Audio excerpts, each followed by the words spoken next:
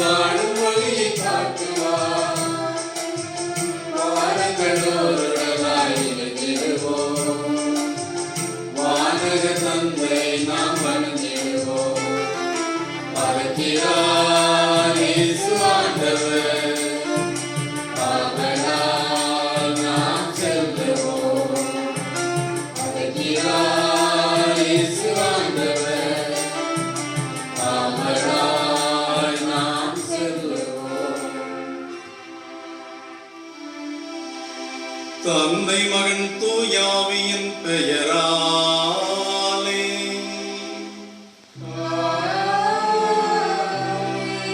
நம் ஆண்டவராகிய இயேசு கிறிஸ்துவின் அருளும் கடவுளின் அன்பும் தூயாவியின் தோழமையும் உங்கள் அனைவரோடும் இருப்பதாக. ஆன்மாவோடும் இருப்பதாக. ஆண்டவர் இயேசு கிறிஸ்துவில் எனக்கு மிகவும் பிரியமான கனவின் புனித சூசையப்பருடைய அன்பு பக்தர்களே,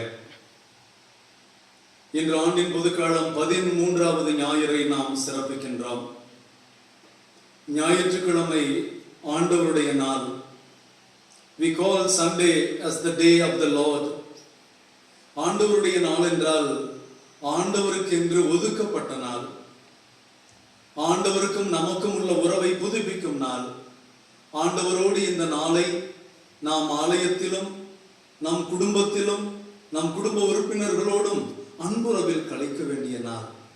ஆகவேதான் அதை ஓய்வு நாள் என்றும் ஆண்டவருக்குரிய நாள் என்றும், ஆண்டவர் உயிர்த்து நம்மை கிறிஸ்தவர்களாக கடவுளுடைய பிள்ளைகளாக மீட்டெடுத்த நாள் என்றும் ஞாயிற்றுக்கிழமை கிறிஸ்தவர்கள் பங்கு ஆலயங்களுக்கு சென்று திருப்பலியை கண்டு தங்களுடைய கிறிஸ்தவ கடமையை நிறைவேற்றுவதோடு கிறிஸ்தவ வாழ்வை புதுப்பிக்கிறார்கள். கடந்த ஒரு வாரம் முழுவதுமாக கடவுள் செய்த எல்லா நன்மைகளுக்கும் நன்றி செலுத்துகின்ற நன்றி பலியை ஒப்புக் கொடுக்கிறார்கள். வருகின்ற வாரம் முழுவதும் கடவுளுடைய வல்லமையையும் அருட்கரத்தையும் தேடி வருகிறார்கள். அப்படி ஆண்டின் பொதுக்காலம் 13வது ஞாயிறு இன்று வருகிற நமக்கு நம் கடவுள், நம் ஆண்டவர் இயேசு சொல்லுவது, இந்த சர்வலோக உலகத்தின் கடவுளாக இருக்கிற ஆண்டவர் நம் ஒவ்வொருவருடைய சிறிய உலகமாகிய நம் தனிப்பட்ட வாழ்விலும் குடும்ப வாழ்விற்கும் ஆண்டவராக இருக்கிறார்.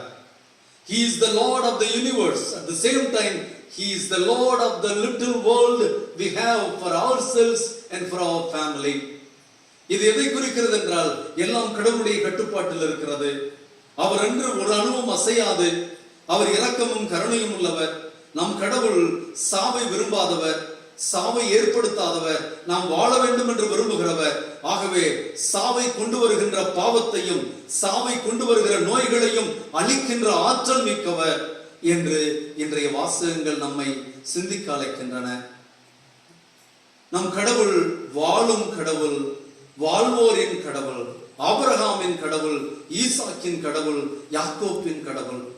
இந்த கொரோனா பெருந்தொற்றின் போது நான் பேசுகின்ற என் நண்பர்கள் எல்லாம் சொல்லுவது, நாங்கள் கடவுள் மீது நம்பிக்கை வைத்தோமே, அவரையே நம்பி இருந்தோமே, ஆனால் கடவுள் எங்கள் ஜெபத்தை கேட்கவில்லையே, எங்களுடைய அண்ணனை எடுத்துக்கொண்டார் என்று ஒரு சகோதரி மலேசியாவில் இருந்து ஆண்டவருக்குள் வேதனைப்பட்டுக் கொண்டிருக்கிறார்கள். அந்த துக்கத்தை அவர்கள் அனுபவித்துக் கொண்டிருக்கிறார்கள். She is grieving so much with her family and she is asking the Lord to give the courage to fill in the vacuum created by the loss of her beloved brother. அந்த மரிய வேதா என்ற சகோதரிக்காகவும் குடும்பத்திற்காகவும் ஜெபிப்போம். அன்புக்குரிய தேவ பிள்ளைகளே, வயதான சகோதரி திருமதி Elizabeth அவர்களுக்காக மன்றாடுவோம். அவருடைய குடும்பத்திற்கும் குழந்தைகள் பேர குழந்தைகளுக்காக ஜெபிப்போம். மேலும் 25ஆம் தேதி வெள்ளிக்கிழமை காலை இறைவனடி சேர்ந்த நம் மறை மாவட்டத்தின் மூத்த குரு தந்தை அருள்ஹிருதயம் அவர்களுடைய ஆன்மீக இளைப்பாற்றிக்காக மன்றாடுவோம். இவர் மறை மாவட்டத்திற்கும் ஏழை வாழைகளுக்கும் செய்த எல்லா உதவிகளுக்கும் நன்றி கடனாக கடவுள் விண்ணக ராஜ்யத்திலே அவருக்கு நித்திய பெருன்பத்தை அளிக்க ஜெபிப்போம். மரித்த குருக்கள் கண்ணீர்களுக்காக மன்றாடுவோம். குறிப்பாக இந்த திருப்பலியிலே அரிமளம் கனவின் புனித சூசையப்பருடைய புதிய ஆலய பணிக்கு உதவி செய்கிற தேவ பிள்ளைகள் ஒவ்வொருவருக்காகவும் ஜெபிப்போம்.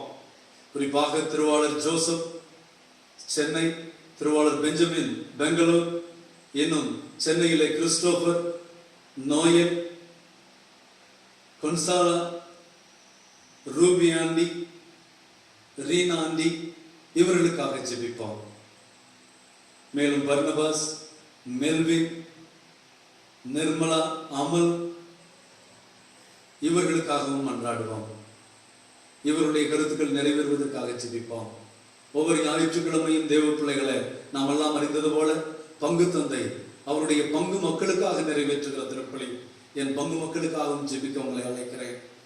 இந்த திருத்தலத்தின் பயணிகள், கனவின் புனித சூசையப்பர் அறிமுகம் திருத்தலத்தோடு தொடர்புடைய இங்கு வந்து போயிருக்கிற எல்லா பயணிகளையும் இந்த பீடத்திலே நான் வைத்து அன்று பெரும்பாடுபட்ட பெண்ணை ஆசீர்வதித்து குணப்படுத்திய கடவுள், ஜபக்கூட தலைவர் யாயினுடைய மகள் இறந்து போனவளை தொட்டு உயிர்ப்பித்த கடவுள், நம் ஒவ்வொருவரையும் தொட, நம் குடும்பங்களை தொட, நம் தொழிலை தொட, நம் குழந்தைகளை தொட, நாம் அனைவரும் எழுப்பிவிடப்பட அவர் தயாராக இருக்கிறார். நாம் அனைவரையும் தூக்கிவிட அவர் எப்பொழுதும் தயாராக இருக்கிறார். ஆனால் நம்முடைய மென்மையான, நம்முடைய விசுவாசமிக்க, நம்முடைய ஆழமான பக்தி மிக்க நம்முடைய வேண்டுதலுக்காக காத்திருக்கிறார். அவர் மீது நாம் கொண்டிருக்கிற அசைக்க முடியாத விசுவாசத்தை அறிவதற்காக நம் தேவன் காத்திருக்கிறார். அப்படிப்பட்ட ஒரு விசுவாசம் நம்மிடம் இருந்தால் தேவனுக்கு நன்றி சொல்வோம். நாம் அவநம்பிக்கையில, இழப்புல, நோயில, கடன் தொல்லையில, பிரச்சனைகளில, கடவுள் மீது கொண்டிருக்கிற நம்பிக்கையில தளர்வுற்றிருந்தால் அதற்கு மன்னிப்பு கேட்போம். நம்மை மன்னித்து நமக்கு வலுவூட்டி நம் விசுவாசத்திலே வளர்த்து, நாம் தொடக்க நிலை விசுவாசிகளாக இருக்கலாம் அல்லது விசுவாசத்தில் வளர்ந்து கொண்டிருக்கிறவர்களாக இருக்கலாம். நாம் விசுவாசத்தில் முதிர்ச்சி பெற்ற, மூத்த அல்லது முதுமை பெற்ற, முரட்டுத்தனமான, கடவுள் மீது நம்பிக்கை வைக்கிற விசுவாசிகளாக மாற இந்த திருப்பலியில் மன்றாடுவோம்.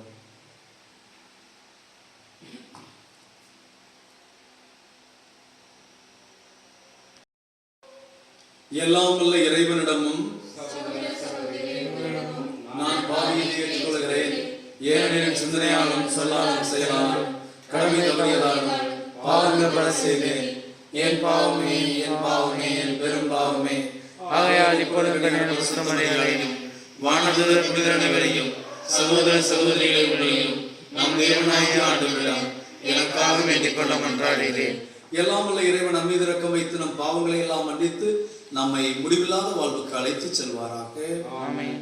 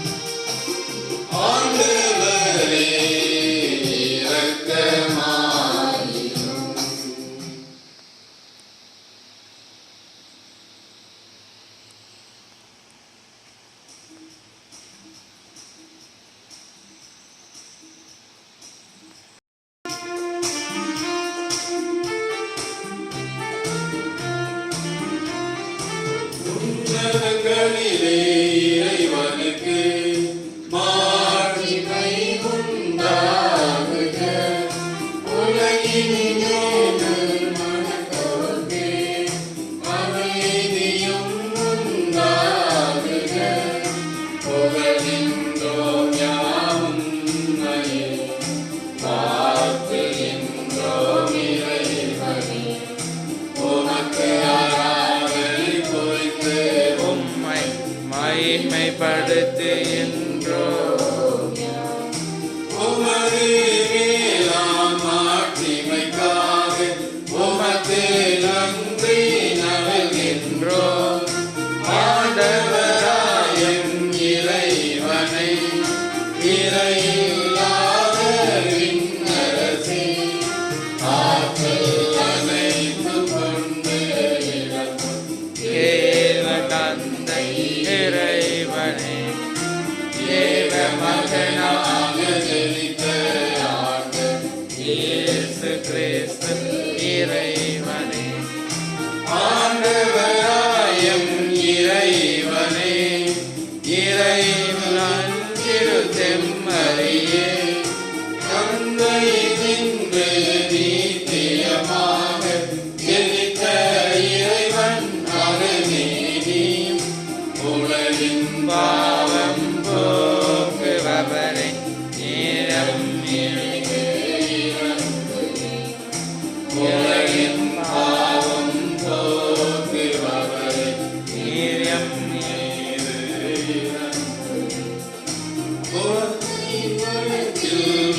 திருப்பவரே, நீரன் மீது இறங்குவே,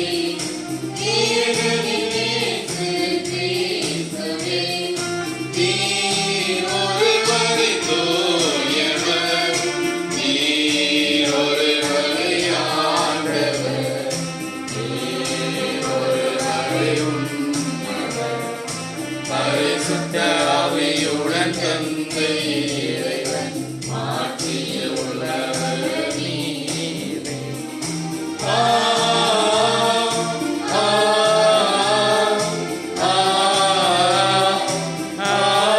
ஆமென்.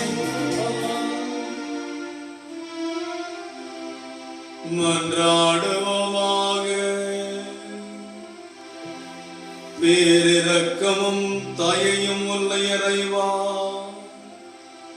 நோய்வாய்ப்பட்டவர்களையும் பாவத்தில் அல்லலுறும் பிள்ளைகளையும் நீர் தொட்டு குணப்படுத்த திருவிழமானி உமது அருளாலும் பிள்ளைகளாக தேர்ந்தெடுக்க பெற்ற நாங்கள் ஒளியின் மக்களாக இருக்க விரும்பினீரே. அதனால் நாங்கள் தவறு என்னும் இருளில் சிக்கிக் கொள்ளாமல் உண்மையின் பேரொளியில் என்றும் சிறந்து விளங்க எங்களுக்கு அருள்வீராக. இன்று தனது பிறந்த நாளை கொண்டாடும் ஜொகான் கிறிஸ் என்னும் சிறுவனுக்கும் அவனுடைய பெற்றோர்களுக்கும் நிறைய ஆசிரியை வழங்க வேண்டுகின்றோம். உம்மோடு பரிசுத்த ஆவியின் ஐக்கியத்தில் இறைவனாய் என்றென்றும் வாழ்ந்து ஆட்சி செய்கின்ற எங்கள் ஆண்டவரும் திருமகனுமாகிய இயேசு கிறிஸ்து வழியாக உம்மை மன்றாடுகிறோம்.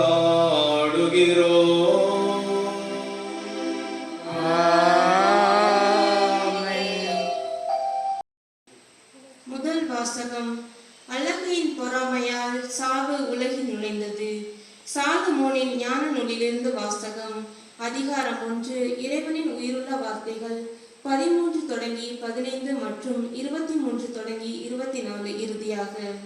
சாவை கடவுள் உண்டாக்கவில்லை, வாழ்வோரின் அழிவில் அவர் மகிழ்வதில்லை. இருக்க வேண்டும் என்பதற்காகவே அவர் அனைத்தையும் படைத்தார். உலகின் உயிர்கள் யாவும் நலம் பயப்பவை, அழிவை தரும் நஞ்சு எதுவும் அவற்றில் இல்லை. கீழுலகின் மகிழ்ச்சி மண்ணுலகில் இல்லை. நீதிக்கு இறப்பு என்பது இல்லை. கடவுளின் மனிதர்களை அறியாமை கொன்று படைத்தார். தம் சொந்த இயல்பின் சாயலில் அவர்களை உருவாக்கினார். ஆனால் அழகையின் பொறாமையால் சாவு உலகில் நுழைந்தது. அதை சார்ந்து நிற்போர் இறப்புக்கு உள்ளாவர். இது ஆண்டவர் வழங்கும் அருள்வாக்கு.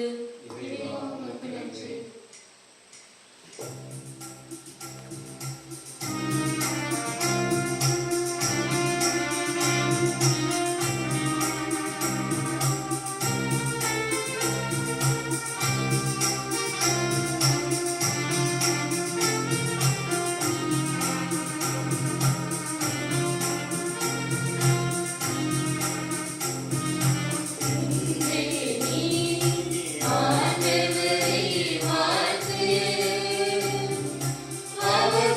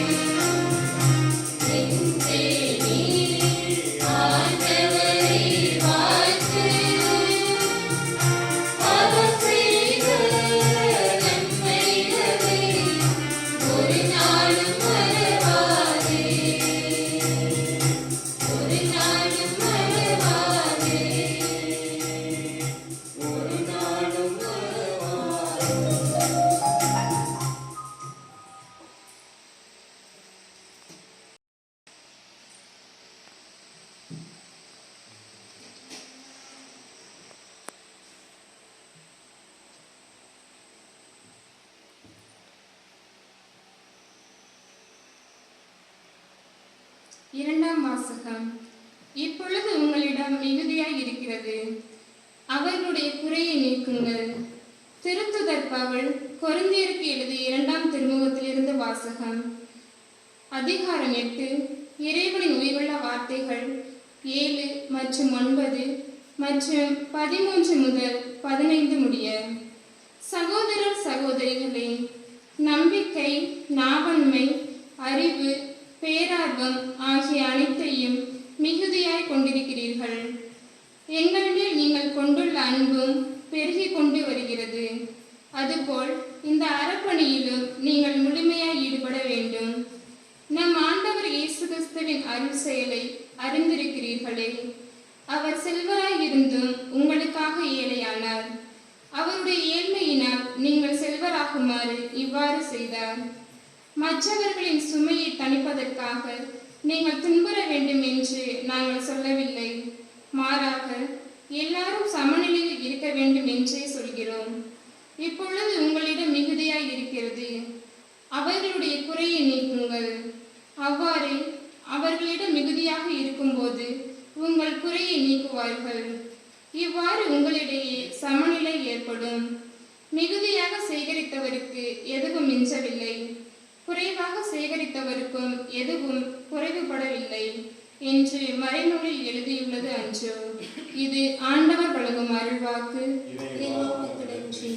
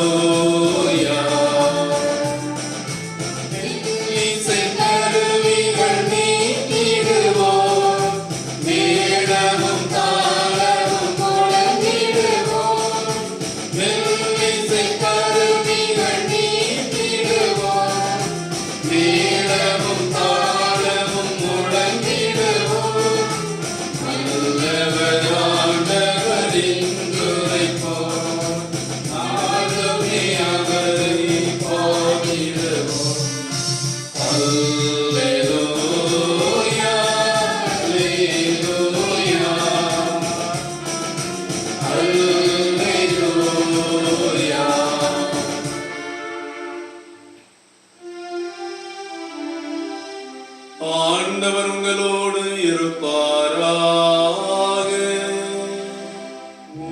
ஆன்மாவோடும் இருப்பாராக. மார்க்கு எழுதிய தூய நற்செய்தியிலிருந்து வாசகம். ஆண்டவரே, மாட்சி உமக்கே. அக்காலத்தில் இயேசு படகேறி கடலை கடந்து மீண்டும் மறுகரையை அடைந்ததும் பெரும் திரளான மக்கள் அவரிடம் வந்து கூடினார்கள். அவர் கடற்கரையில் இருந்தார். தொழுகை கூட தலைவர்களுள் ஒருவனான யாயிர் என்பவர் வந்து அவரை கண்டு அவரது காலில் விழுந்து, என் மகள் சாகும் தருவாயில் இருக்கிறாள், நீர் வந்து அவள் மீது உன் கைகளை வையும், அப்போது அவள் நலம் பெற்று பிழைத்துக் கொள்வாள் என்று அவரை வருந்தி வேண்டினார். இயேசுவும் அவருடன் சென்றார். பெரும் திரளான மக்கள் அவரை நெருக்கிக் கொண்டே பின்தொடர்ந்து சென்றனர். அப்போது 12 ஆண்டுகளாய் இரத்த போக்கினால் வருந்திய பெண் ஒருவர் அங்கு இருந்தார். அவர் மருத்துவர் பலரிடம் தமக்கு உள்ளதெல்லாம் செலவழித்தும் ஒரு பயனும் அடையாமல் மிகவும் துன்பப்பட்டார். அவர் நிலைமை வர வர மிகவும் கேடுற்றது. அவர் இயேசுவை பற்றி கேள்விப்பட்டு மக்கள் கூட்டத்துக்கு இடையில் அவருக்கு பின்னால் வந்து அவருடைய மேலுடையை தொட்டார். ஏனெனில் நான் அவருடைய ஆடையை தொட்டாலே நலம் பெறுவேன் என்று அப்பெண் எண்ணிக்கொண்டார். தொட்ட உடனே அவருடைய இரத்தப்போக்கு நின்று போயிற்று. அவரும் தம் நோய் நீங்கி நலம் பெற்றதை தம் உடலில் உணர்ந்தார். உடனே இயேசு தம்மிடமிருந்து வல்லமை வெளியேறியதை தமிழ் உணர்ந்து மக்கள் கூட்டத்தை திரும்பி பார்த்து, என் மேலுடையை தொட்டவர் யார் என்று கேட்டார். அதற்கு அவருடைய சீடர்கள் அவரிடம், இம்மக்கள் கூட்டம் உம்மை சூழ்ந்து நெருக்குவதைக் கண்டும் என்னை தொட்டவர் யார் என்று கேட்கிறீரே என்றார்கள். ஆனால் அவர் தம் மேலுடையை தொட்டவரை காணும்படி சுற்றிலும் திரும்பி பார்த்து கொண்டிருந்தார். அப்பொழுது அந்த பெண் தமக்கு நேர்ந்ததை அறிந்தவராய் அஞ்சி நடுங்கிக் கொண்டு அவர் முன் வந்து விழுந்து நிகழ்ந்தது அனைத்தையும் அவரிடம் சொன்னார். இயேசு அவரிடம், மகளே, உனது நம்பிக்கை உன்னை குணமாக்கிற்று, அமைதியுடன் போ, நீ நோய் நீங்கி நலமாயிரு என்றார்.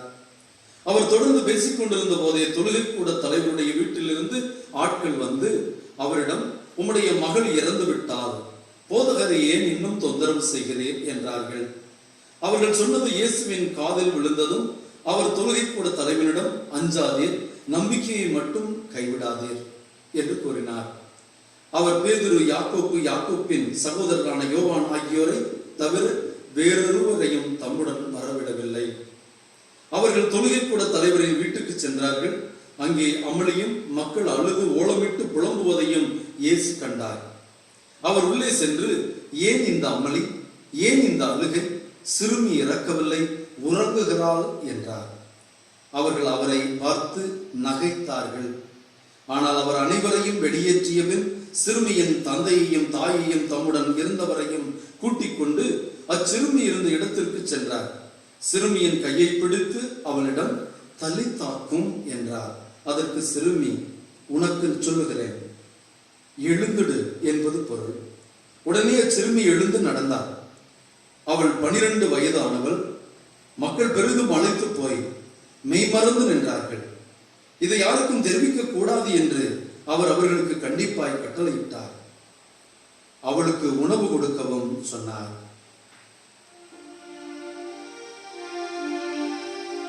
இது ஆண்டவரின் அருள்வாக்கு.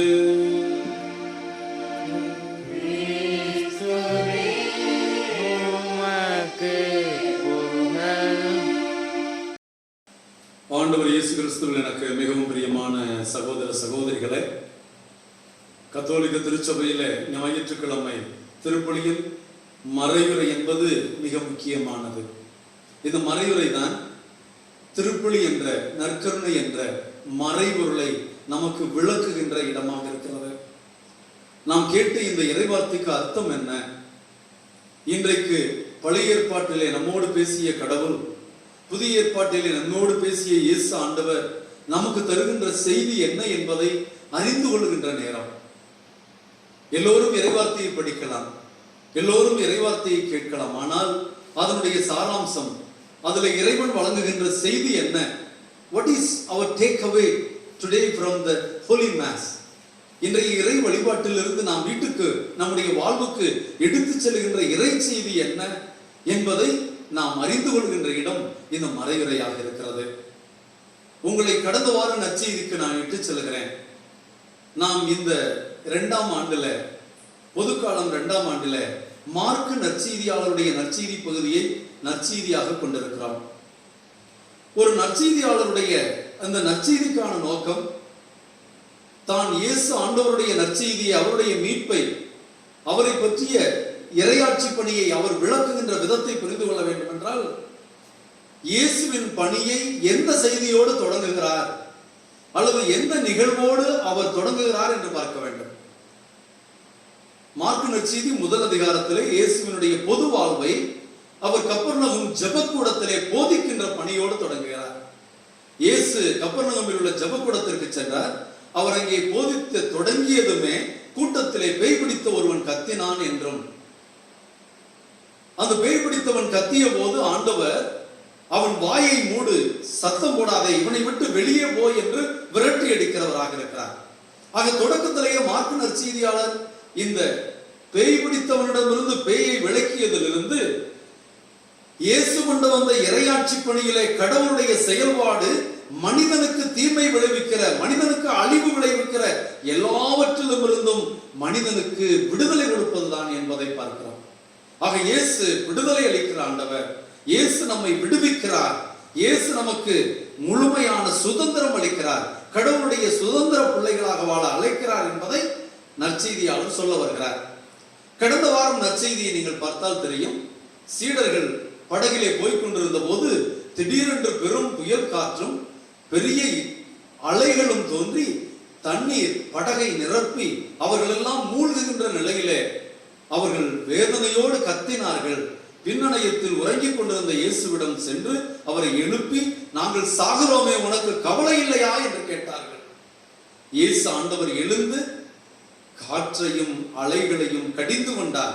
இறையாதே, வாயை மூடு என்று இயற்கை சீற்றங்களும், அந்த இயற்கை சீற்றங்கள் கடல் கொந்தளிப்பும், கடலின் இறைச்சலும், கடலில் தோன்றுகின்ற புயலும் தீய ஆவிகளாகவே அந்த காலத்தில் அவர்கள் உணர்ந்தார்கள்.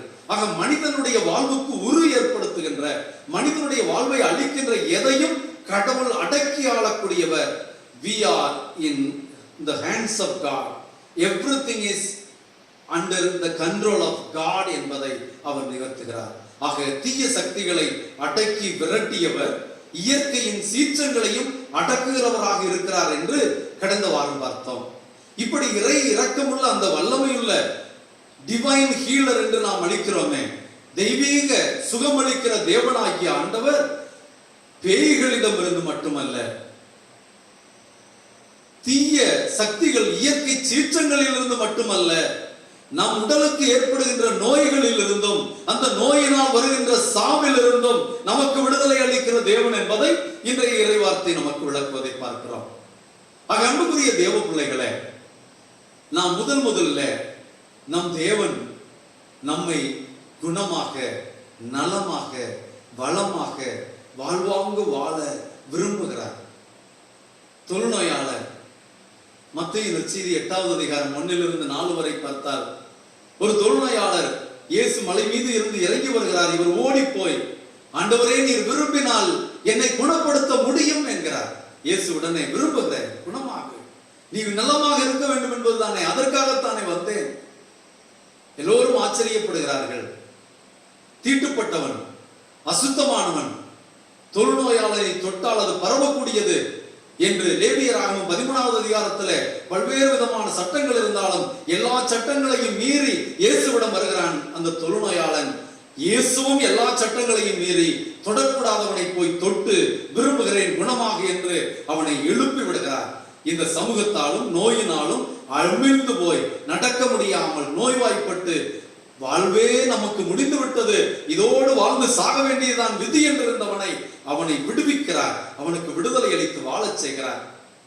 ஆக கடவுள் நாம் விசுவாசத்தோடு எதை கேட்டாலும், அவர் மீது முழு நம்பிக்கை வைத்து எதை கேட்டாலும், நம்மை எழுப்பி விடுவதற்காக, தூக்கி விடுவதற்காக அவர் எப்பொழுதும் தயாராக இருக்கிறார் என்பதை அந்த தொழுநோயாளனுடைய நிகழ்வில் பார்க்கிறோம். இதைவிட நற்செய்தியில் எங்காவது ஒரு இடத்தில் இயேசுவிடம் உதவி கேட்டு வந்தவர்கள், நோயோடு வந்தவர்கள், பேயோடு வந்தவர்கள், பாவத்தோடு வந்தவர்கள், தண்டனை பெறுவதற்காக இழுத்துக் கொண்டு வந்தவர்கள், யாராவது ஒருவர் இயேசுவினுடைய புறக்கணிப்பை பெற்றார்களா?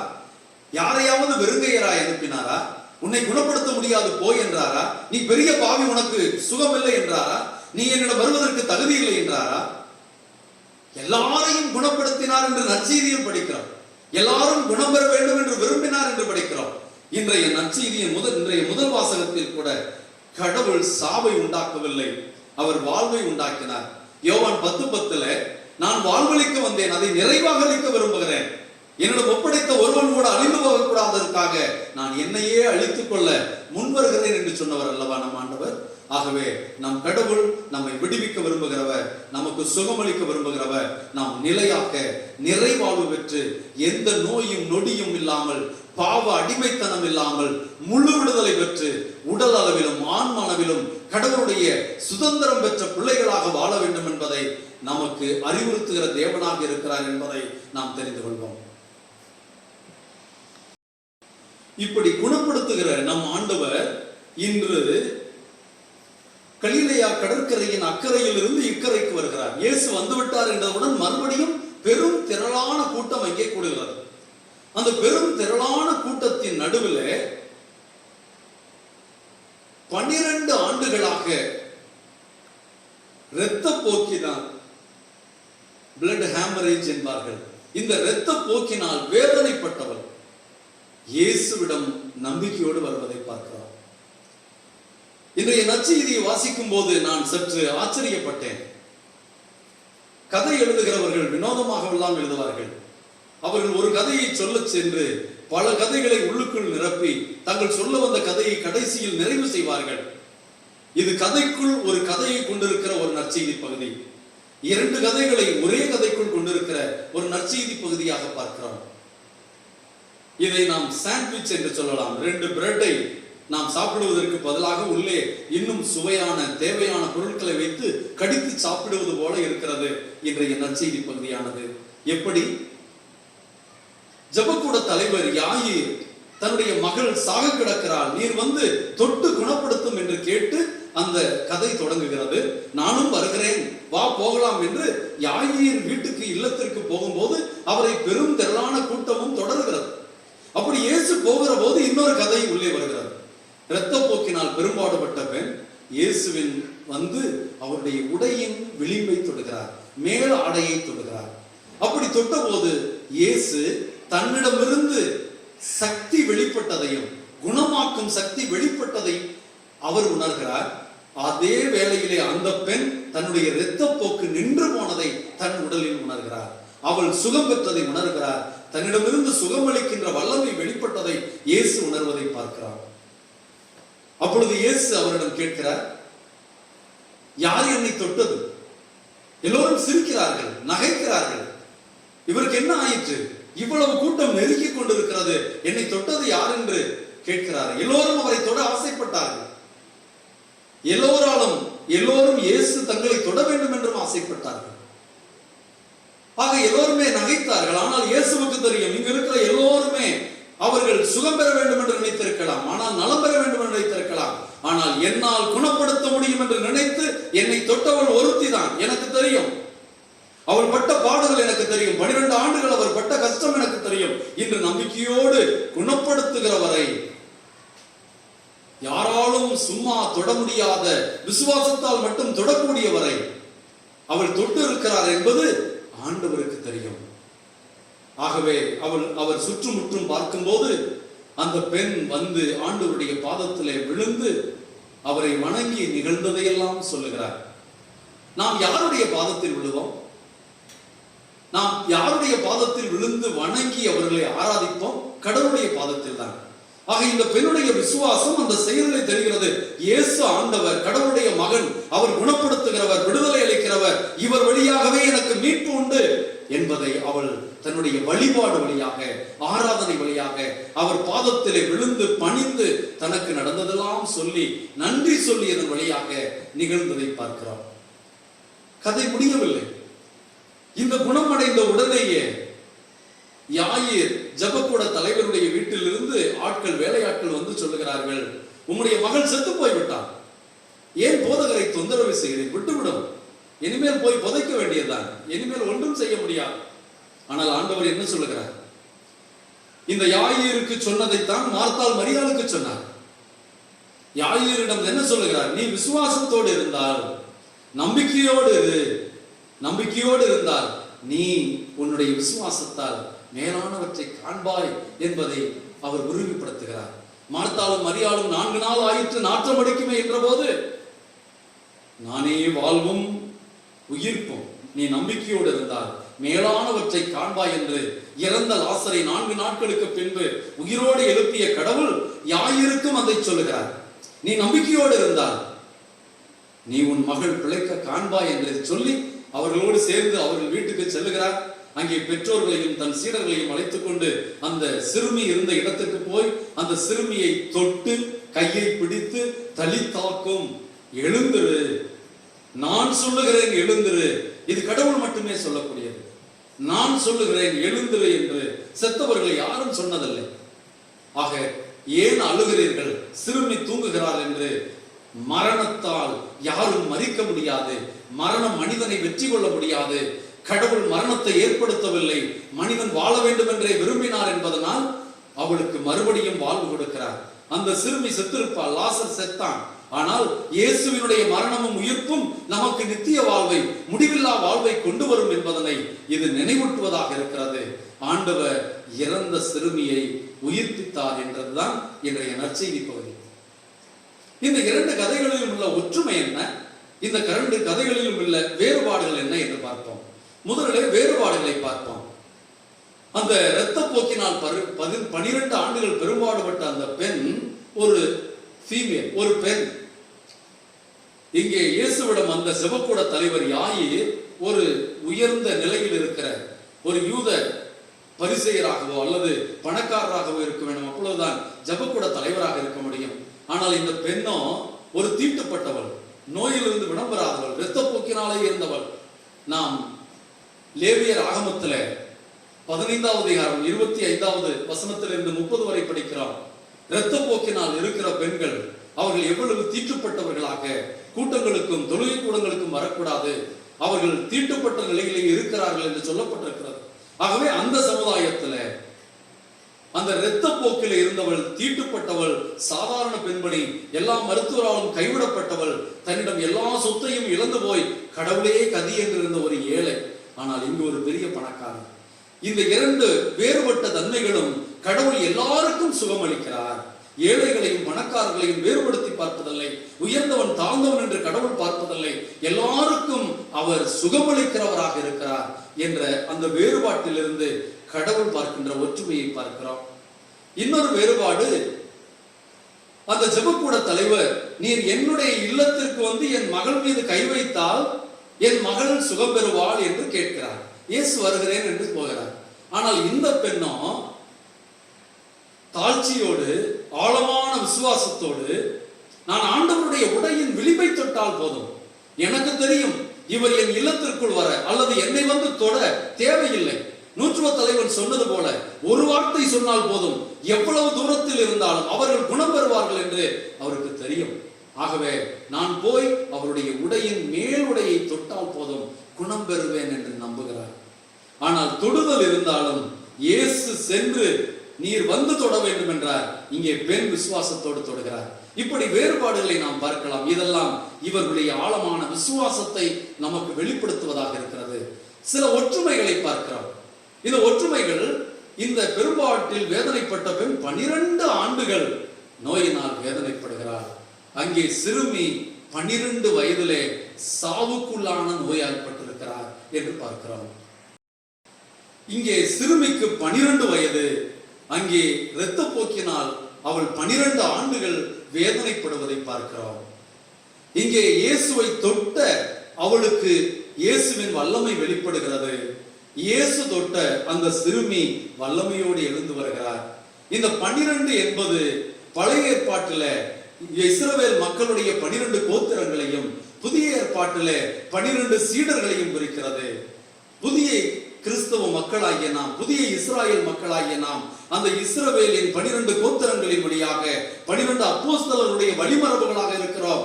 ஆகவே நாமும் 12 ஆண்டுகள் அல்ல, 38 ஆண்டுகள் முடங்கி கிடந்த முடமடை போல் இருந்தாலும் ஆண்டவரிடம் விசுவாசத்தோடு வந்தால் நமக்கு சுகம் உண்டு, நலம் உண்டு என்ற நம்பிக்கையின் செய்தி கிடைப்பதை நாம் பார்க்கிறோம். அன்புக்குரிய தேவ பிள்ளைகளே, இவ்வளவு ஆழமாக நான் விளக்கி சொல்வதற்கு காரணம் என்ன? இன்று மனிதன் துன்பம் வருகிற போது, கஷ்டம் வருகிற போது, வேதனை வருகிற போது, நோய் வருகிற போது கடவுளை கேள்வி கேட்க தொடங்குகிறான். நான் என்ன தவறு செய்தேன்? எனக்கு ஏன் இந்த தண்டனை? ஆக தவறு செய்தவர்களை கடவுள் தண்டிக்கிறவராகவும், நல்லவர்களை மட்டும் கடவுள் ஆசீர்வதிக்கிறவராகவும் நாம் கடவுளை பற்றி, நம் இயேசு ஆண்டவரை பற்றி தவறான நம்பிக்கை கொண்டிருக்கிறோம். இன்றைய 2வது வாசகத்திலே ஏழைகளான நம் அனைவரையும் செல்வந்தர்களாக்க செல்வந்தரான கடவுள் நமக்காக ஏழையானார் என்று பார்க்கிறோம். நம் ஆண்டவர் சமத்துவத்தின் கடவுள். நமக்கு நோய்களை, நமக்கு பிரச்சனைகளை கொடுக்கிறார் என்றால் நாம் எவ்வளவு அவர் மீது நம்பிக்கை கொண்டிருக்கிறோம் என்று நம்மை அவர் சோதிக்கிறார். யோபு நீதிமான், அவருக்கு வந்த சோதனைகள் நமக்கு தெரியும், அவர் பட்ட வேதனைகள் தெரியும். உடல் அளவிலே தன்னுடைய உடல் சுகத்தை இழந்தார், தன்னுடைய உடைமைகளை இழந்தார், தன் நண்பர்களால் பழிக்கப்பட்டார், குடும்பத்தினரால் ஒதுக்கப்பட்டார். தெருவோரத்தில் இருக்கிற குப்பை மேட்டிலே தொழுநோயோடு தூக்கி எறியப்பட்டார். செல்வந்தரானவர், பெயர் பெற்ற அவர், நீதிமான், இவ்வளவு துன்பத்திற்குள்ளான போதும் அவர் கடவுளை பழிக்கவில்லை. ஆனால் கடவுள் அவரை பார்த்து கேள்வி கேட்கிறார்.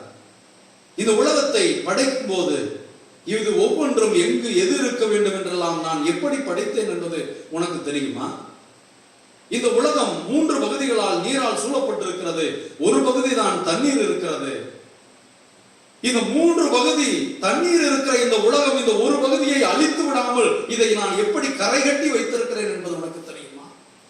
வானத்திலே விண்மீன்களையும் அண்ட கோளங்களையும் சராசரங்களையும் எப்படி நான் படைத்து அதை அதனுடைய பாதையில் வழிநடத்தி கொண்டிருக்கிறேன் என்பது உனக்கு தெரியுமா? காலையில் சூரியன் எங்கு உதிக்க வேண்டும், எப்பொழுது அது உதிக்கின்ற நேரத்தில் இன்னொரு பகுதியிலே அது இரவாக மாற வேண்டும் என்று இந்த நாளையும் காலத்தையும் நான் எப்படி வகுத்திருக்கிறேன் என்று உனக்கு தெரியுமா? நான் இப்படி என்ன கேள்வி கேட்டாலும் 38 யோபு 38வது அதிகாரம் 39வது அதிகாரத்திலே பார்த்தால் கடவுள் யோபுவை கேள்வி கேட்கிறார். அந்த கேள்விக்கெல்லாம் பதிலே தெரியாத யோபு, கடவுளே எனக்கு எப்படி பதில் தெரியும்? நீர் என்னை படைத்தவர், நான் உன்னால் படைக்கப்பட்ட சாதாரண அற்பமான மனிதன். உம்மால் படைக்கப்பட்டவன், உன்னால் காக்கப்படுகிறவன், உன்னால் பாதுகாக்கப்படுகிறவன், உம்முடைய சித்தப்படியே எல்லாம் நடக்கிறது, நான் ஏற்றுக்கொள்கிறேன் என்று சொன்னபோது கடவுள் அவருக்கு உடல் சுகத்தையும் உடைமைகளையும் இழந்த எல்லாவற்றையும் 4 மடங்காக திருப்பி கொடுத்தார். யோபு நான் பிரமாணிக்கம் உள்ளவன், கடவுள் மீது என் நம்பிக்கையை இழக்காதவன் என்று நம்பிக்கையாளனாக இருந்தார். கடவுள் தன் மீது நம்பிக்கை கொண்டிருக்கிற யோபுவை கைவிடாத தேவன் என்பதை 4 மடங்காக ஆசீர்வதித்து அவரை நோயிலும் பேயிலும் கஷ்டப்படுகிறவர்களுக்கு சாட்சியாக மாற்றி இருக்கிறார். நம்முடைய வேதனைகள், நம்முடைய துன்பங்கள் இயேசுவை போல் கல்வாரியில் நின்று கதறியதை போல் கடவுளே கடவுளே ஏன் என்னை கை நிகழ்ந்தீர் என்று நாம் கத்தலாம். மனித நிலையில நம்முடைய பெற்றோர்களை இழக்கிற போது, நம்முடைய உறவுகளை இழக்கிற போது, வேலை வாய்ப்பை இழக்கிற போது, பரீட்சையில் தோல்வி அடைகிற போது, வேலை கிடைக்காமல் அலைகிற போது, துன்ப கடலில் இருக்கிற போது, கடன் தொல்லையில் இருக்கிற போது, பிள்ளைகளுடைய படிப்புக்கேற்ற எதிர்காலம் எப்படி இருக்குமோ என்ற அச்சத்தில் இருக்கிற போது கடவுள் என்ன செய்து கொண்டிருக்கிறார், நான் கடவுள் மீது இவ்வளவு விசுவாசம் வைத்தும் எனக்கு ஏன் சோதனை என்று கேட்பது இயல்பானாலும் நம்முடைய ஒரே ஒரு காரியம், நம்மால் செய்யக்கூடிய ஒரே ஒரு காரியம், நாம் செய்ய வேண்டிய ஒரே ஒரு காரியம், மனிதனால் செய்யக்கூடியதும் செய்ய வேண்டியதுமான ஒரே காரியம் ஆண்டவருடைய பாதத்திலே சரணடைவதுதான். அவரை பணிய வேண்டும். அந்த தொழுநோயாளன் வந்து அவர் காலில் விழுந்து அவரை பணிந்தான். வணங்கியவனுக்கு வாழ்வு கிடைத்தது. பெரும்பாடுபட்ட பெண் மருத்துவர்களிடம் சென்றால் எல்லாவற்றையும் இழந்தார். உடல் அளவிலே, பொருள் அளவிலே எல்லாவற்றையும் இழந்தார். மன சோர்விலே இயேசுவை பற்றி கேள்விப்பட்டார். இயேசுவை அறிய வேண்டும், இயேசு தெய்வம் எப்படி என்று தெரிந்து கொண்டார். நாம் இயேசுவின் காலில் விழ வேண்டும். அப்படி விழுவதால் மட்டுமே நமக்கு நலம் கிடைக்கும். நாம் எவ்வளவு கேள்வி கேட்டாலும் நாம் அவநம்பிக்கைக்குள் ஆளாகிக் கொண்டிருப்போம், ஆழமாகிக் கொண்டிருப்போம். நம்முடைய கேள்விகளுக்கு பதிலே இல்லை. கடவுள் நம் கேள்விகளுக்கு பதிலளிக்க வேண்டிய கடமையிலும் இல்லை. கடவுளுடைய ஞானத்தை புரிந்து கொள்ளக்கூடியவன் யார்? அவருடைய ஞானத்தை தெரிந்து கொள்ளக்கூடியவன் யார்? கடவுளுடைய திட்டங்களை அறியக்கூடியவன் யார்? மனிதனுடைய ஞானம் கடவுளுடைய மடமையை விட கீழ்த்தரமானது என்றால், ஆண்டவரே நீர் ஞானிகளுக்கும் விவேகிகளுக்கும் அன்றி சிறு குழந்தைகளுக்கு இறையாட்சியை பற்றி வெளிப்படுத்தியவர். உம்மிடம் ஓடி வந்த எல்லோரையும் தொட்டு குணமாக்கியவர். 38 ஆண்டுகள் முடங்கி கிடந்தவனை, 12 ஆண்டுகள் பெரும்பாடுபட்ட பெண்ணை, 4 நாள் கல்லறைக்குள் இருந்தவரை, செத்து போனவர்களை, நோய்வாய்ப்பட்டவர்களை, தீட்டென்று ஒதுக்கப்பட்டவர்களை, விளக்கப்பட்டவர்களை, கல்லால் இருந்து கொல்லப்பட இருந்தவர்கள் எல்லோருக்கும் வாழ்வு கொடுத்த நீர் இந்த கொரோனாவிலே பாதிக்கப்பட்டிருக்கிறோம். உம்முடைய பிள்ளைகள், உம் அன்புக்குரியவர்கள், உமக்கு பிரியமான நண்பர்கள் உறவுகளை இழந்து, உடைமைகளை இழந்து வேதனைப்பட்டுக் கொண்டிருக்கிறார்கள். கணவன் புனித சூசையப்பரை நோக்கி, அன்னை மரியாளை நோக்கி, உம்முடைய திருமகன் வழியாக எங்களுக்கு பரிந்து பேசும் என்று ஜெபிக்கிறோம். தேவ பிள்ளைகள் இந்த அரிமளம் திருத்தலத்திலே அவர்கள் வேண்டிக் கொண்டிருக்கிறார்கள். தொலைபேசியிலே சொல்லி ஜெபியுங்கள் என்கிறார்கள். தொலைபேசியிலே அழைத்து சூசையப்பர் வழியாக எங்களுக்காக மன்றாடுங்கள் என்றார்கள். அன்று துன்பத்தோடு பார்வோனை நோக்கி சென்றவர்களிடம் பார்வோன் சூசையிடம் சென்றாரே என்றது போல இந்த சூசையப்பர் யூபிலி ஆண்டிலே நாம் சூசையப்பரிடம் திருச்சபையால் அனுப்பப்படுகிறோம். சூசையப்பரிடம் செல்லுங்கள், உங்களுக்கு வேண்டியதெல்லாம் கிடைக்கும் என்கிறார். சூசையப்பருடைய பரிந்துரையை கேட்டு இயேசு ஆண்டவர் நமக்கு தருகின்ற நல்ல செய்தி, நற்செய்தி, விரும்புகிறேன், குணமாக எல்லாம் பெற்று நலமாக இரு, நான் இருக்கிறேன், அஞ்சாதே என்பதுதான். இந்த அருமையான செய்திக்கு ஆண்டவருக்கு நன்றி சொல்லி ஆண்டவரை போற்றி அரிமளம் கனவின் புனித சூசையப்பர் வழியாக அவரை போற்றி ஆராதிக்கும் மக்களாக மாற அருள் வேண்டி ஜெபிப்போம். ஆமென்.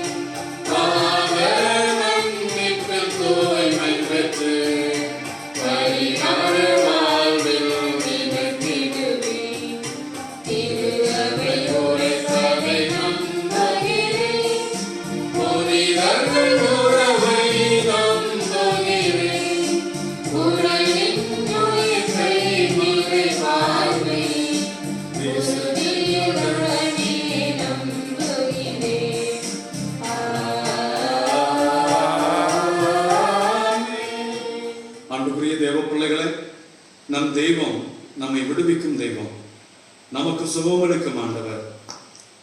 Our Lord is a divine healer. Let us have a total trust in Him. Ask for our petitions to heal us physically and spiritually. உடலிலும் உள்ளத்திலும் ஆன்மாவிலும் முழு சுகம் தர வேண்டும் என்று நம்முடைய தேவைகளுக்காக நாம் தேவனிடம் உருக்கமாக ஜெபிப்போம்.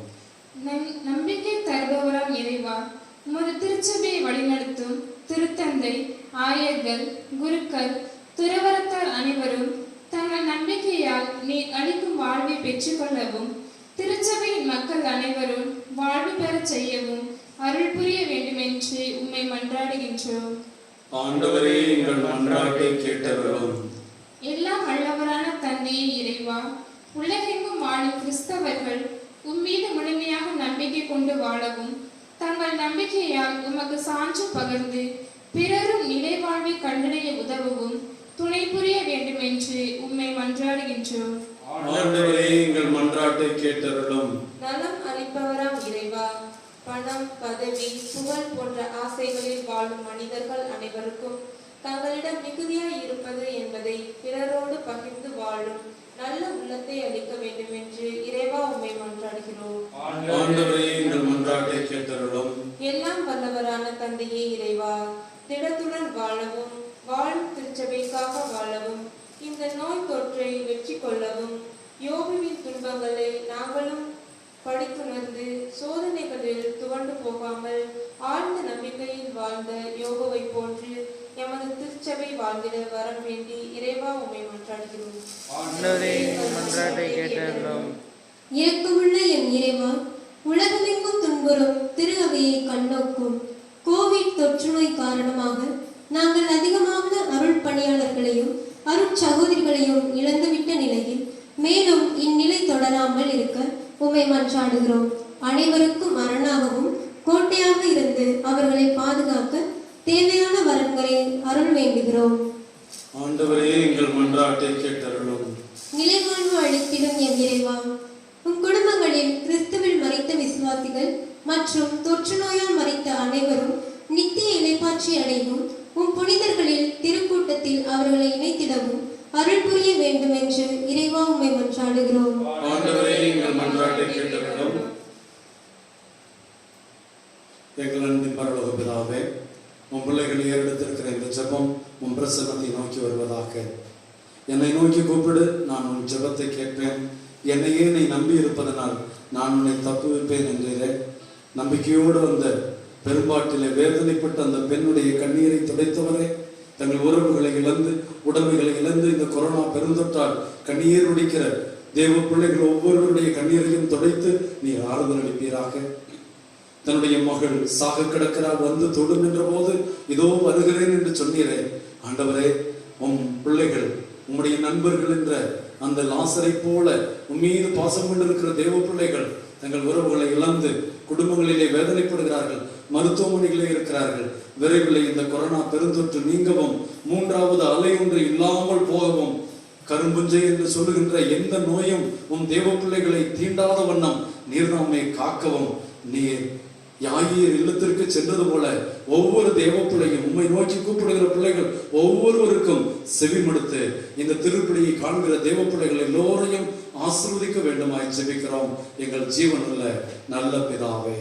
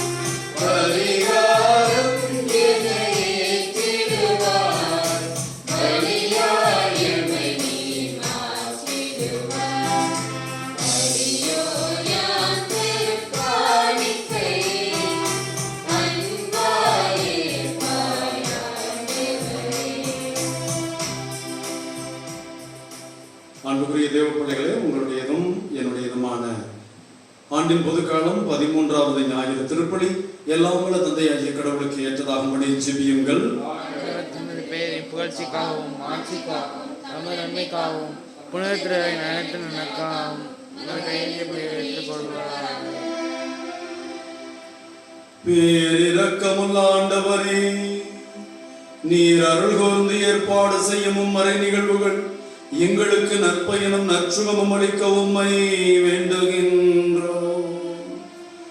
அதனால் எங்கள் பணியின் புனித காணிக்கைகள் என்றும் உமக்கு ஏற்புடையனவாயிருப்பனவாக எங்கள் ஆண்டவராகிய கிறிஸ்து வழியாக உம்மை மன்றாடுகிறோம்.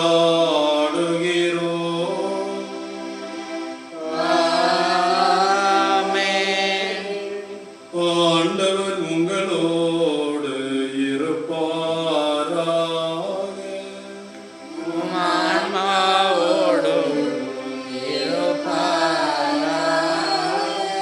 இதயங்களை ஆண்டவரிடம் எழுப்புங்க.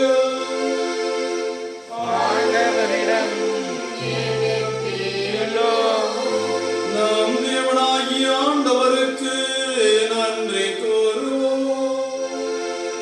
அது தகுதியும் நீதியும் ஆனது.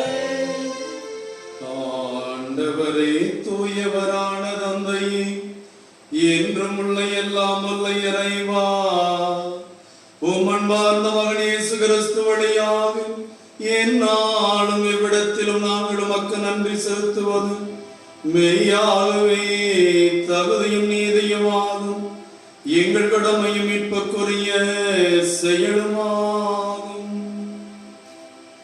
உம் வார்த்தையான அவர் வழியாக அனைத்தையும் படைத்தீ, அவரையே மீட்பராகவும் ஈடேற்றுபவராகவும் எங்களுக்கு அனுப்பினீர். அவர் தூய ஆவியினால் உடலெடுத்து கன்னிமரியாளிடமிருந்து பிறந்தார். அவர் உமது திருவுளத்தை நிறைவேற்றி புனித மக்களை உமக்கு பெற்றுத்தர தம் கைகளை விரித்து பாடுபட்டார். இவ்வாறு அவர் சாவை வென்று உயிர்ப்பு உண்டன விளங்கச் செய்தார். ஆகவே வானதூதர் புனிதர் அனைவரோடு நாங்களும் வந்து சேர்ந்து உம்மை புகழ்ந்து போற்றி ஒரே குரலாய் பாடுவதாவது: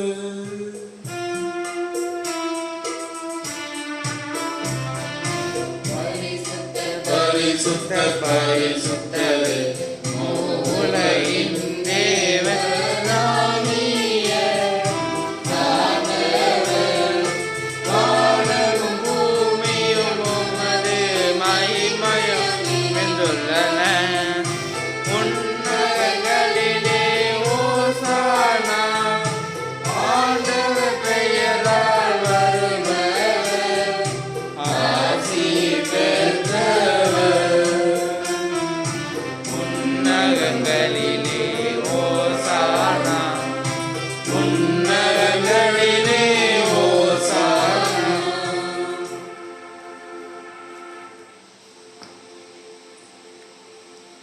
வானக தந்தையே, நீர் மெய்யாகவே தூயவர், தூய்மை அனைத்துக்கும் ஊற்று.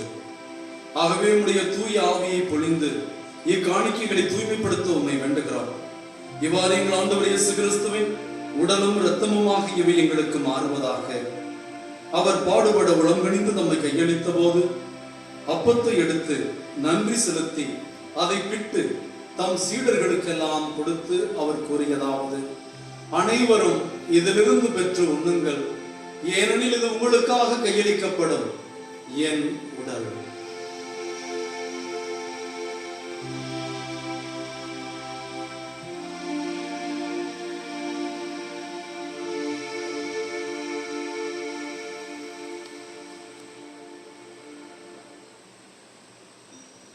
அவ்வண்ணமே இரவு விருந்தை அருந்திய பின் கிண்ணத்தையும் எடுத்து மீண்டும் உமக்கு நன்றி செலுத்தி தம் சீடர்களுக்கெல்லாம் அளித்து அவர் கூறியதாவது: அனைவரும் இதிலிருந்து பெற்று பருகுங்கள், ஏனெனில் இது புதிய நிலையான உடன்படிக்கைக்குரிய என் இரத்தத்தின் கிண்ணம். இது பாவ மன்னிப்புக்கென்று உங்களுக்காகவும் பலருக்காகவும் சிந்தப்படும். இதை என் நினைவாக செய்யுங்கள்.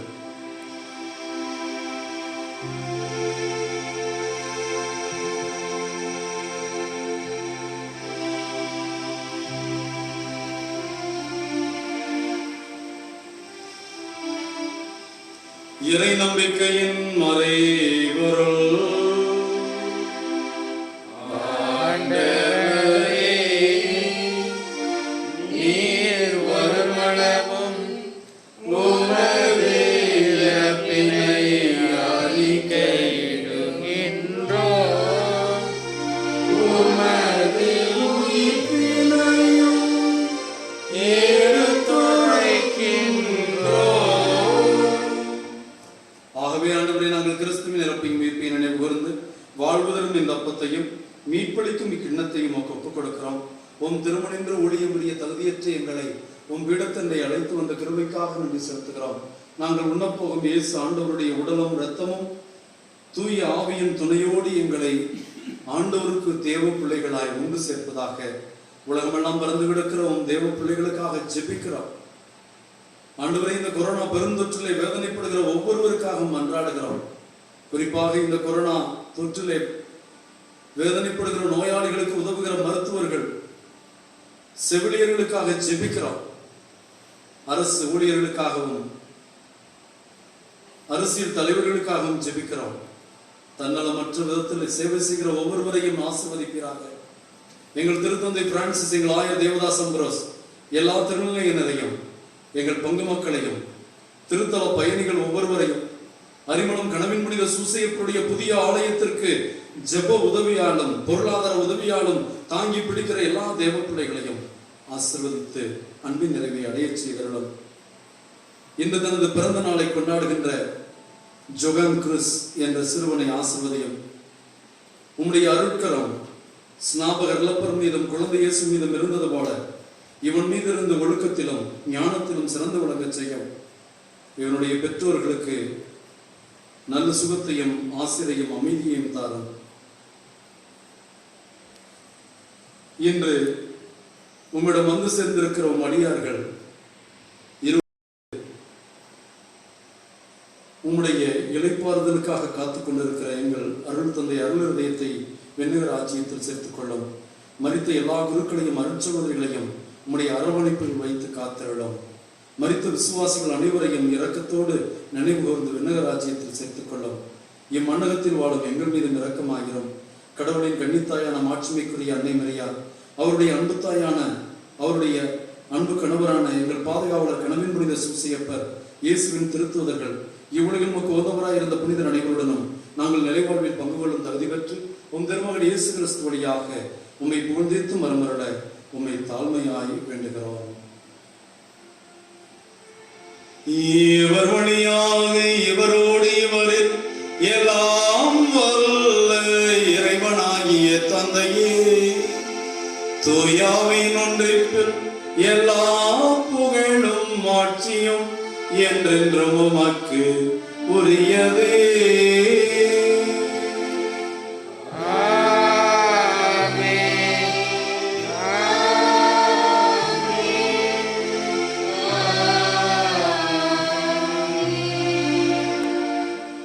மீட்பரின்கட்டளையால் கற்பிக்கப்பட்டு தேவ படிப்பினையால் பயிற்சி பெற்றுள்ள நாம் நம் ஆண்டவர் கற்பித்த ஜெபத்தை நம் மக்களுக்கு நற்சுகமும் கொரோனாவில் இருந்து முழு விடுதலையும் இறந்த விசுவாசிகளுக்கு நித்திய வாழ்வும் கிடைக்க வேண்டும் என்று உருக்கமாக ஜெபிப்போம்.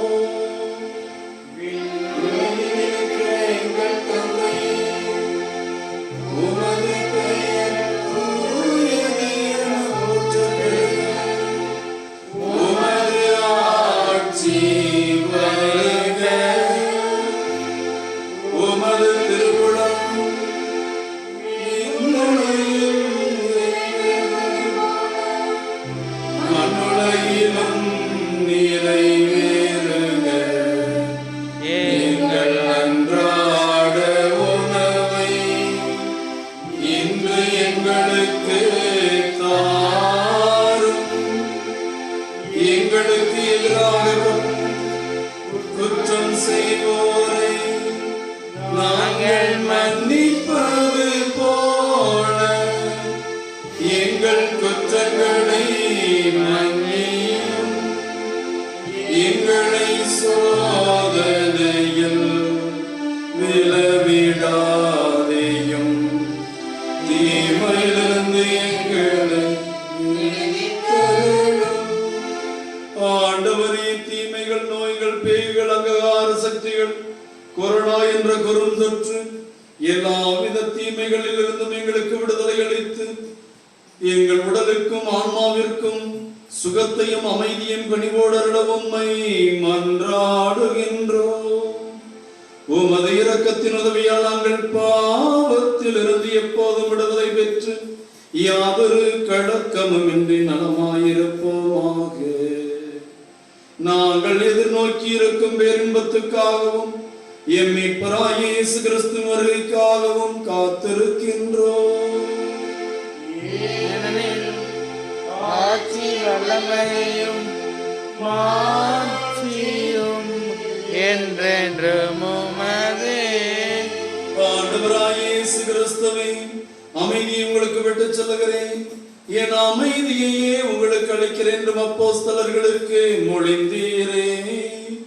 எங்கள் குற்றங்கள், குறைகள், பாவங்களை பாராமல் உமது திரு அவையின் நம்பிக்கையை கண்ணோக்கி உமது திருவுளத்திற்கேற்ப எங்கள் அனைவருக்கும் ஒற்றுமையும் அமைதியும் அளித்தருள திருவுளம் கொள்வீராக. என்றென்றும் வாழ்ந்து ஆட்சி செய்கின்றவர் நீரே.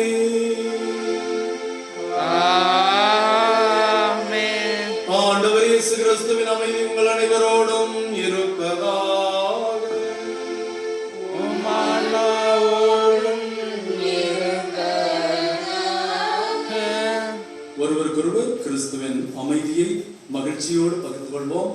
அமைதி.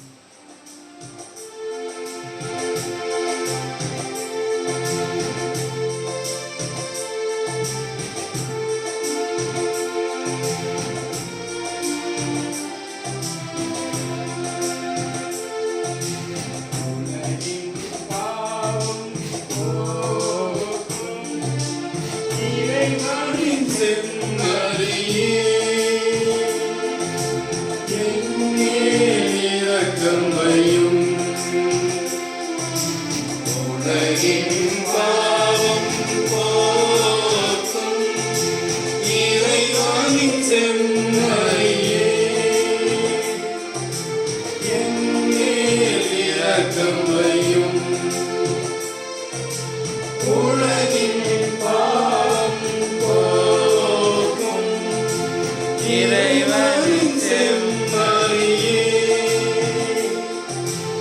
எமக்கு அமைதி அருளும். எமக்கு அமைதி அருளும். எனக்கு பிரியமான தேவ பிள்ளைகளை, தன்னை விசுவாசத்தோடு தொட்டவர்க்கு தன்னுடைய குணமளிக்கும் வல்லமையை வெளிப்படுத்திய இயேசு ஆண்டவர், ஆண்டவருடைய ஆடையின் விளிம்பை தொட்டால் நான் குணம் பெறுவேன் என்று நம்பியவளுக்கு தன்னுடைய வல்லமையை வெளிப்படுத்தி பதிலளித்த ஆண்டவர். மத்தேயு 7:8 கேளுங்கள் உங்களுக்கு கொடுக்கப்படும், தட்டுங்கள் உங்களுக்கு திறக்கப்படும், தேடுங்கள் கண்டடைவீர்கள் என்று சொன்னவர். வாக்கு மாறாத தேவன் யாயிர் வீட்டுக்கு சென்று அவள் மகளை உயிரோடு எழுப்பியவர். ஆண்டவர் எல்லாருக்கும் நல்லது செய்வார், நமக்கும் நல்லது செய்கிறவர், நன்மைகள் அனைத்துக்கும் ஊற்றாக இருக்கிறவர், நம்மை விடுவிக்கிற தேவன், நம்முடைய இரட்சகர். இவருடைய இந்த திருவிருந்திலே, ஆன்மீக விதத்திலே, இந்த கொரோனா பெருந்தொற்றிலே வீடுகளில் அடைந்து கிடக்கிற நாம், இந்த நற்கருணை விருந்திலே ஆன்மீக விதத்திலே பங்கெடுக்கிற நாம் பேறு பெற்றோர். ஒரு வார்த்தை மட்டும் சொல்லிடுறோம், எனது ஆன்மா நலமடையும். கிறிஸ்துவின் திருவுடலும் திருரத்தமும் இதை உட்கொள்ளும் எனக்கும் உங்களுக்கும் நித்திய வாழ்வளிப்பதாக. ஆமென்.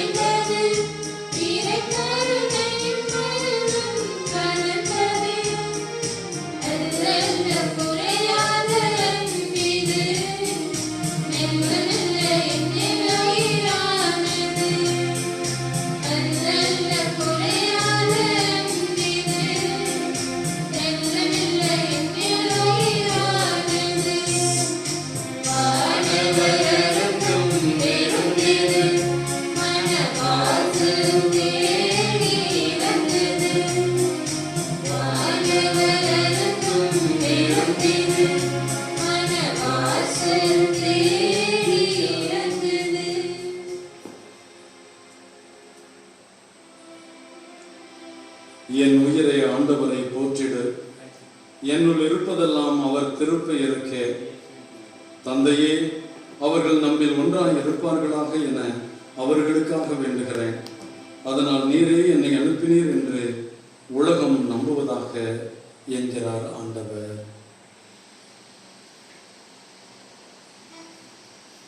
நன்றி கூறி மன்றாடுவோமாக. ஆண்டவரை நாங்கள் ஒப்புக் கொடுத்த எங்களுக்கு உணவாக நீர் வழங்கிய இந்த நற்கருணை கொடைக்காக உமக்கு நன்றி நல்கின்றோம். இப்புனித பணிப்பொருட்கள் எங்களுக்கு வாழ்வளிக்க நீர் உதவியது போல் நாங்கள் முடிவில்லா அன்பினால் உம்மிடம் ஒன்றிணைக்கப்பட்டு என்றும் நிலைத்திருந்து கனிதரை எங்களுக்கு அருள்வீராக. எங்கள் ஆண்டவராகிய கிறிஸ்து வழியாக உம்மை மன்றாடுகிறோம்.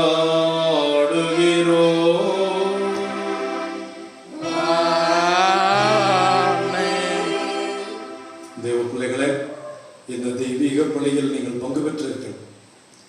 நாம் கேட்க வேண்டிய கேள்வி எல்லாம், ஆண்டவர் யாரை குணப்படுத்தவில்லை, அவர் யாரை புறக்கணிக்கிறவர்? எல்லாரையும் இருகரம் விரித்து இதயத்தை திறந்து ஆசீர்வதிக்கிற நம் இயேசு ஆண்டவரிடம் அணுகி செல்ல, அவரிடம் ஆழமான விசுவாசத்தோடு நம் வேண்டுதல்களை கேட்க, அவரையே நாம் நம்பி இருக்க, அவரின்றி நமக்கு உதவி செய்ய யார் இருக்கிறார்கள்? ஆண்டவரே, வாழ்வளிக்கும் வார்த்தைகள் உம்மிடம் தானே உள்ளன. விரும்புகிறேன் குணமாக என்று, உன் விசுவாசம் உன்னை குணப்படுத்தியது என்று, நம்பிக்கையோடு போ நீ நலம் பெறுவாய் என்றும் நீர் வாக்களித்த வாக்குத்தத்தங்கள் எல்லாம் ஒரு வார்த்தையினால் அந்த நூற்றுவ தலைவனுடைய ஊழியனை குணப்படுத்தியது போல எங்களை குணப்படுத்துவீர் என்று தெரிந்தும் எங்கள் துன்பங்கள், சாத்தானுடைய சோதனைகள், இவ்வுலகத்தினுடைய ஆசாபாசங்கள், இந்த உலகத்தின் போக்கு, இந்த உலகத்தினுடைய சித்தாந்தங்கள் உம்மீது நம்பிக்கை கொள்ள விடாமல் எங்களை தடுக்கிறது. ஆண்டவரே, உலகம் கைவிட்ட நிலையில், தன்னுடைய பொருளாதாரம் எல்லாம் தன்னை விட்டு போன நிலையில் உம்மிடம் ஓடி வந்த அந்த பெரும்பாடுபட்ட பெண்ணை போல் அல்லாமல், தொடக்க நிலையிலேயே எங்கள் விசுவாசத்தில் தொய்ந்து போய் விடாமல், விசுவாசத்தில் வளர்ந்து விசுவாசத்தை வெற்றி கொண்டவர்களாய், இயேசுவே ஆண்டவர், இயேசுவே இரட்சகர், இயேசு மட்டுமே எனக்கு உதவி செய்ய முடியும் என்று அந்த தொழுநோயாளனைப் போல, 38 ஆண்டுகள் முடங்கி கிடந்தவனைப் போல, இயேசுவே என்னால், இயேசுவால் மட்டுமே எனக்கு உதவி உண்டு, இயேசுவால் மட்டுமே என்னை தூக்கிவிட முடியும், இயேசுவால் மட்டுமே என்னை ஜெயிக்க வைக்க முடியும் என்று, இயேசுவே என் எல்லாமுமாக இருக்கிறார் என்று நம்பக்கூடிய முழுமையான விசுவாசத்தை அடைகின்ற தேவ விசுவாசிகளாய் மாற எங்கள் அனைவரையும் ஆசீர்வதித்து, எங்கள் நோய்களை குணப்படுத்தி, மன காயங்களை ஆற்றி, இழப்புகளை, எங்கள் உறவுகளை இழந்து துன்பப்படுகிற பிள்ளைகளுடைய வேதனைகளுக்கு ஆறுதல் அளித்து, எங்கள் அனைவரையும் தேவ பிள்ளைகளாய் உம்முடைய தெய்வீக ஆசீர்வாதத்தினால், உம்முடைய வல்லமையினால் நிரப்பி எங்களை ஆசீர்வதித்து குணப்படுத்தி காக்க வேண்டுமாய் ஜெபிக்கிறோம் எங்கள் ஜீவனுள்ள நல்ல பிதாவே. ஆண்டவர் உங்களோடு இருப்பாராக.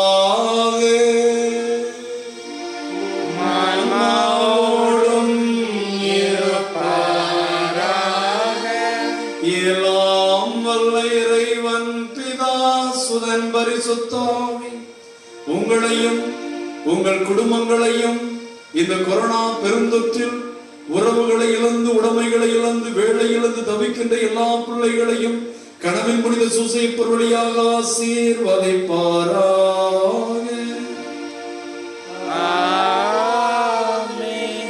கடவுளை நம்புகிறவர்கள் கலங்க வேண்டியதில்லை.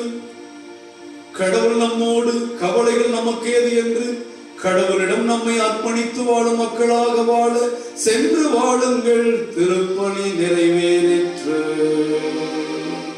இறைவனுக்கு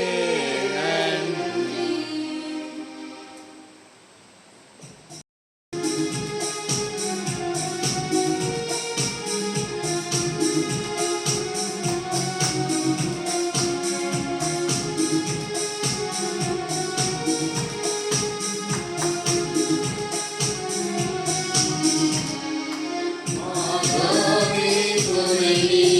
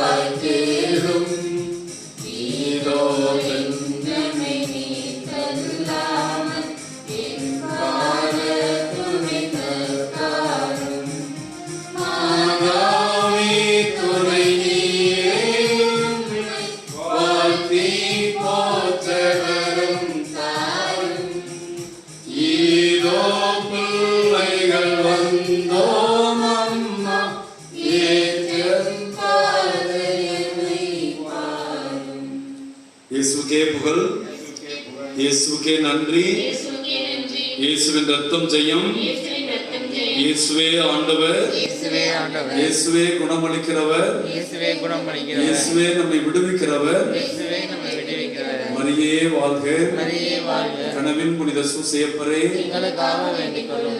தேவ பிள்ளைகளே, ஆண்டவர் நம்மை தொட்டு ஆசீர்வதிக்க காத்திருக்கிறார். நாமும் ஆண்டவரை விசுவாசத்தோடு தொட்டு இந்த வாரம் முழுவதும் ஆண்டவருடைய தொடுதலை, அவர் வல்லமையை நம்மில் உணர தேவன் உங்களை ஆசீர்வதிப்பாராக. மகிழ்ச்சியோடு இந்த ஞாயிற்றுக்கிழமையை, இந்த வாரத்தையும் கனவின் புனித சூசையப்பருடைய பரிந்துரை வல்லமையில் நீங்கள் மகிழ்ந்து வாழ உங்களுக்காக ஜெபிக்கிறோம். ஆமென்.